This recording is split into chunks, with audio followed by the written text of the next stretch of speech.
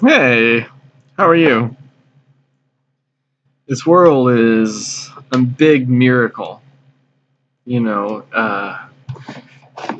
there's a lot more people these days who are on the uh, like Kundalini and chakra knowledge tip.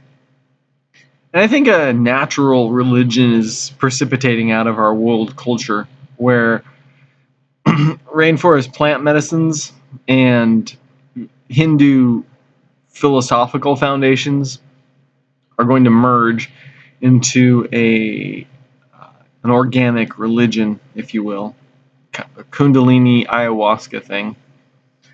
It seems pretty much like the cutting edge of culture is on that trip, if you will. I think it's really great. Um, but it's hard to really know what the purpose of life is, aside from learning and loving. There's a lot of mystery in life. Are we just a big play, like a big game, like a big video game for God? Are we just a big entertainment bubble? It's hard to even know. We can't know. We're in life. I was listening to the Bhagavad Gita, and it was reminding me of a lot of good things. There was a teacher, Shankaracharya, from like 600 years ago or whatever. He started a lot of the bhakti cults in India, wrote a lot of really important books. And wow, I'm Shankaracharya. Yeah. The whole idea is that you are that one true God. Of course, you're not the entire thing is as one human, but that the particular part of you that is actual, that is real, is not separate from God, from the true God, from the true fullness. It's almost, I think of it as a lantern. I think of myself as a lantern in a lot of ways. And the flame of the lantern is God. And my role as a lantern is to essentially blunt the wind, the emotional context, the emotions that precipitate out of the context of life. Because life can be infuriating or joyous, and emotions go this way and up and down and back and forth, all which ways. But to have that pristine appreciation for the fundamental, for life as a fundamental principle, is really a sacred thing, I believe. And so it's giving a gift in some ways to God. Another symbol I like religiously, and I'm not sure I'm reading it correctly. In fact, I think I'm not. But for me, it's kind of a fundamental principle, fundamental idea, is that of Saint Christopher. So we have Saint Christopher crossing a river with the baby Jesus. Christopher. Anyway, so the way I see it is we are Christopher. The baby Jesus is the God spirit within us that's more simple than more profoundly powerful, but in a lot of ways more simple-minded than us. And then the river is life. And so it's our duty to, with our logic and our emotion, I'm not saying this is the end-all be-all thing for all people all the time, but generally speaking, in my view of life, in a religious sort of way, the duty is to engage with life actively, and then using reason and logic and emotion, create good, thankful feelings amid all of these things, and then present that to God, the child within us. Because it's easy to get mad, and you just have to drive out on the street for a couple minutes and you can get mad at someone. It's not that difficult to get angry. But to find the relevant, the sacred relevance to life, in life, the sacred relevance in life, it's not easy sometimes. because life is so complicated and seemingly pointless on one hand and mysterious on another hand. It's not like geometry where you can say, okay, well, a triangle has 180 degrees, therefore A plus B equals C, or whatever. We're really, really lucky, especially people watching this.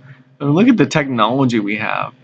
Just, there's many people born today never knew not having the internet. They've always had the internet.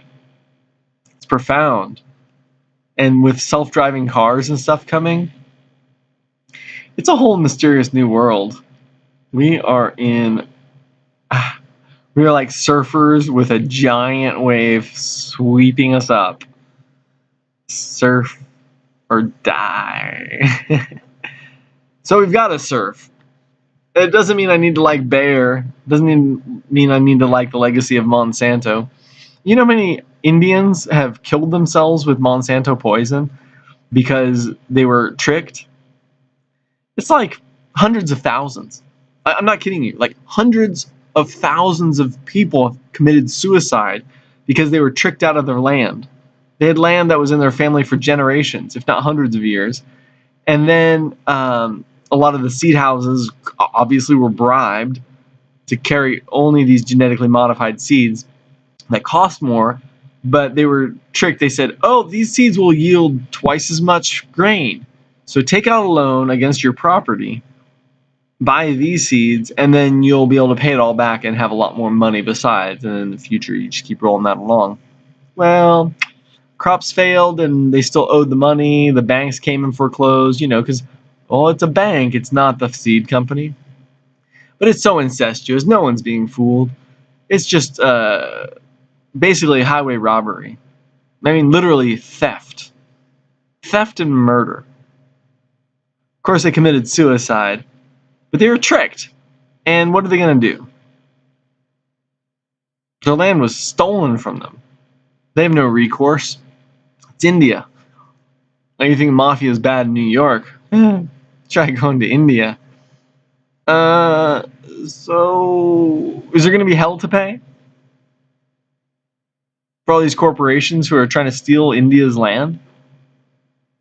And it's so weird because a corporation, nobody's liable. I mean, clearly got presidents who get bonuses. Sometimes they'll go to jail for something, but typically speaking, the mechanism of a corporation is a model for AI. It's a thinking thing with no ethics. Ethics need not apply.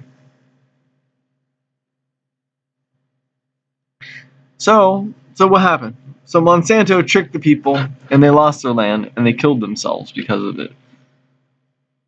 How can we remedy this? How can we remedy this? 10 people get shot in a school, and it's like headlines for 5 days. Hundreds of thousands of people have killed themselves because they were tricked by a greedy corporation going out of their way to trick these people and steal their land. How is that not headlines? Well, obviously it's because we don't have a real fourth leg of government, do we?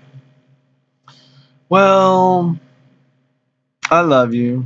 Say a prayer for people in India. Say a prayer for the world. We're like so many little pieces of a much bigger person. Locally, our communities, globally, the earth, cosmically, with God. We're like little sensual pieces of a bigger puzzle. I'll tell you what, I discovered something so magical the other day. It's been a week now, maybe. People I see, I think in my heart and mind, this person brings me pleasure. This person gives me pleasure. And it works locally because then I have the right state of mind, but it also works cosmically because if we're all one, that person is a nodule, a node, a pleasure node And so just recognizing that they become a little more important. This person brings me pleasure. This person brings me pleasure.